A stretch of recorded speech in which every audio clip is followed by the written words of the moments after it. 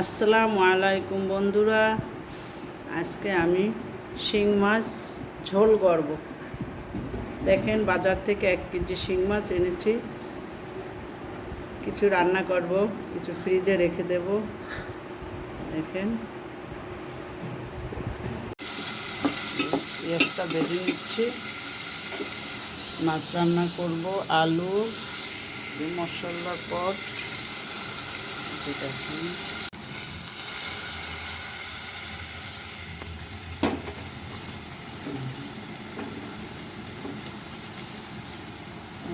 লবণ দিয়ে দিলাম,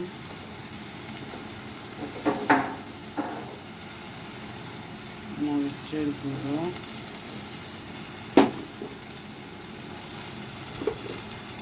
হলুদের গুঁড়ো, আদা, রসুন, আর 1 চামচ রসুন দিয়ে দিলাম। আমি মাছগুলো দিয়ে দেব। মাছগুলো সুন্দর করে কষতে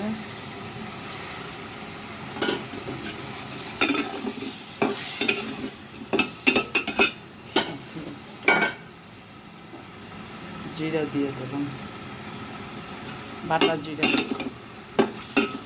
দেখেন,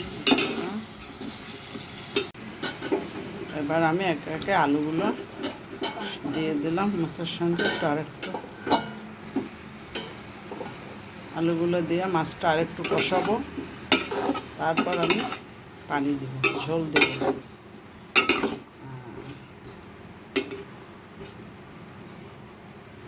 মাছটা কষুক, আমি ঢাকনা দিয়ে দেব। এবার আমি পানি অ্যাড করলাম। আর এখানে কিছু মাছে অনেক চর্বি হয়েছে, দেখেন, চর্বিগুলো আমি দিয়ে দিলাম সবগুলো। অনেক চর্বি হয়েছে।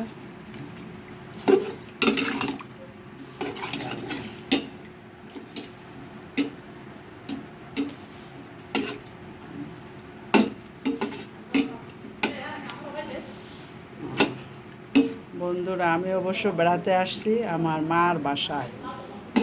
আমি তো ঢাকায় থাকি, মার বাসায় আসছি গতদিন। এখানে কিছুদিন থাকবো। তার বাসায় রান্নাবান্না করতেছি। এই যে দেখেন, শিং মাছ দিয়ে আলুর ঝোল।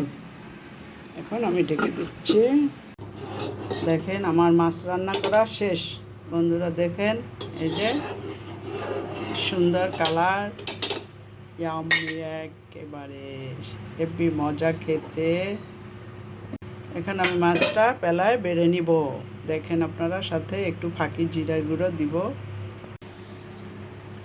দেখেন, আমি একটু জিরার গুঁড়ো এখন চারিদিকে ছিটিয়ে দেব।